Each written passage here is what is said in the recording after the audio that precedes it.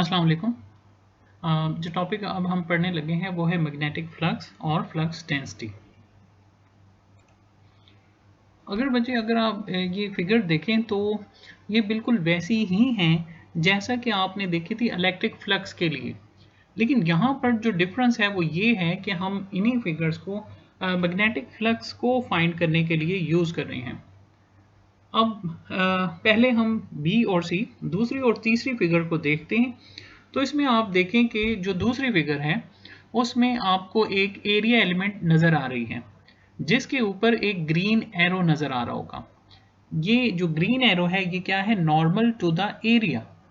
अब आप magnetic field lines को देखें तो मैग्नेटिक फील्ड लाइंस जो कि बी हैं और जो normal to the area green arrow, ये आपस में पैरेलल हैं। तो जो नंबर ऑफ फील्ड लाइंस जो कि इस सरफेस से पास हो रही हैं, क्या वो मैक्सिमम है? तो जाहिर है ये क्या है? मैक्सिमम है।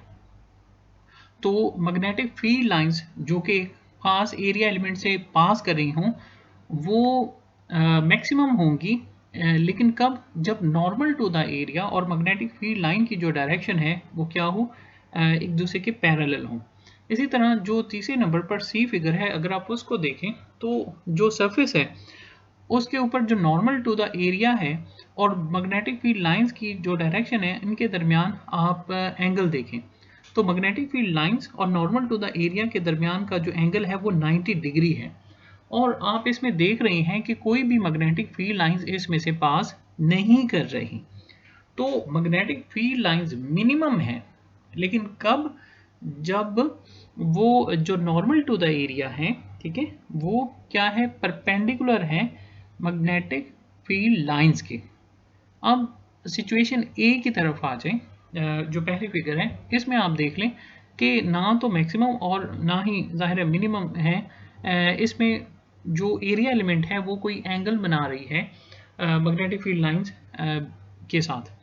तो एंगल ए जो उसके साथ एंगल बन रहा है वो है थीटा।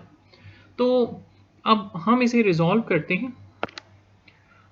तो जब आप इसे रिजॉल्व करेंगे तो आप देखें ए एरिया एलिमेंट है और बी जो मैग्नेटिक फील्ड स्ट्रेंथ है, इनके दरमियान का एंगल जो है वो क्या है? थीटा।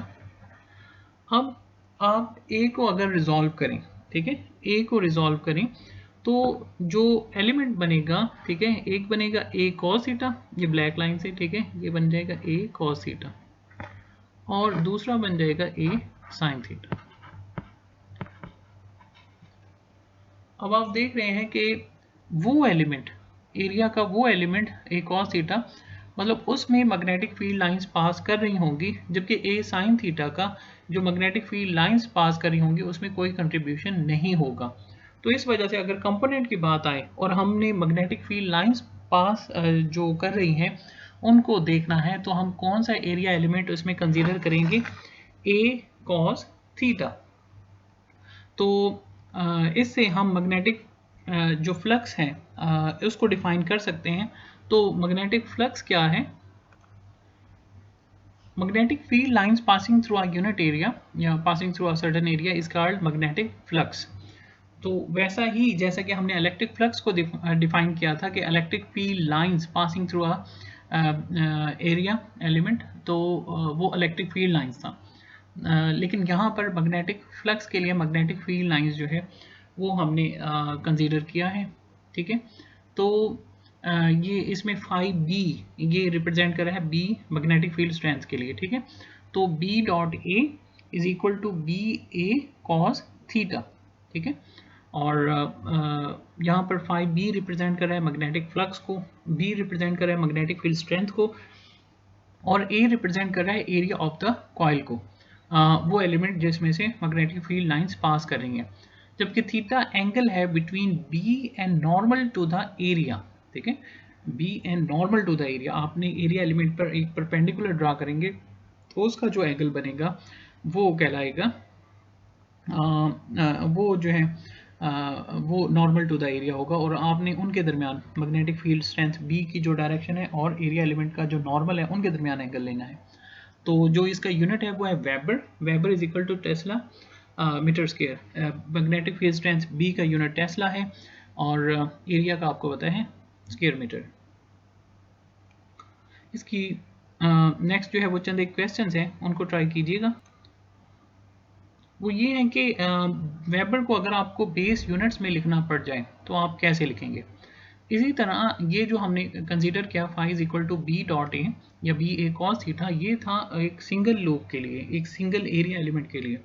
अगर फर्ज करें कि there are number of loops, तो क्या उसके लिए भी आप phi is equal to B A cos theta या बी ए ही यूज़ करते हैं, या उसके लिए कुछ और फार्मूला जैसे कि B A divided by N या एन बी ए या एन स्केयर, या क्या फार्मूला होगा ये आप सोचिएगा।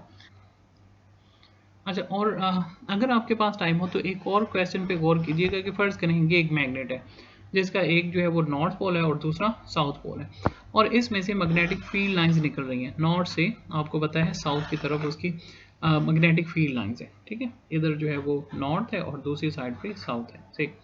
और इसमें से जाहिर है number of magnetic field lines जो है वो इसमें से पास हो रही हैं। अब हम इसके इर्द गिर्द कोई जो है वो सरफेस, क्लोज सरफेस कंसीडर कर लेते हैं,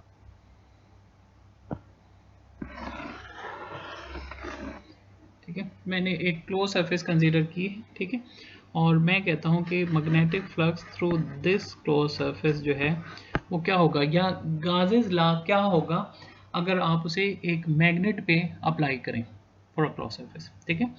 तो क्या होगा, मैग्नेटिक फ्लक्स की वैल्यू क्या होगी, इस चीज़ को देखिएगा, ठीक है। तो अब इसी टॉपिक में एक और भी है और वो है मैग्नेटिक फ्लक्स डेंसिटी।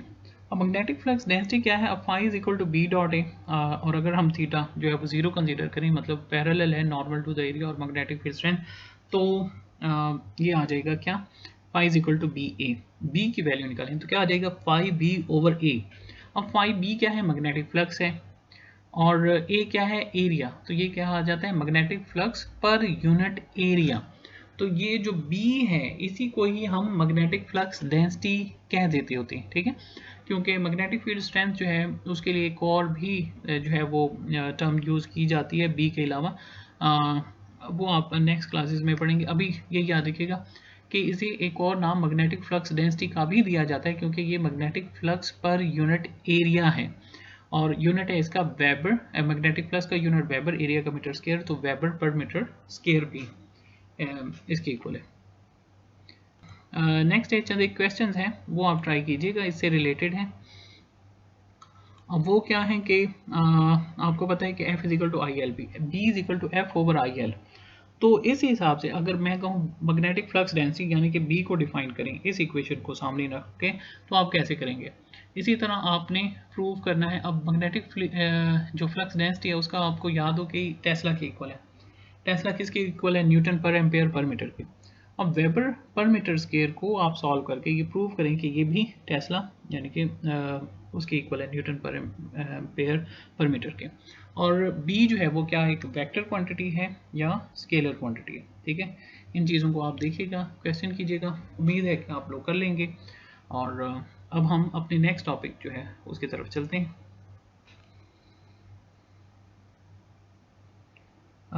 ये वाला टॉपिक यहाँ पे ख़त्म होता है।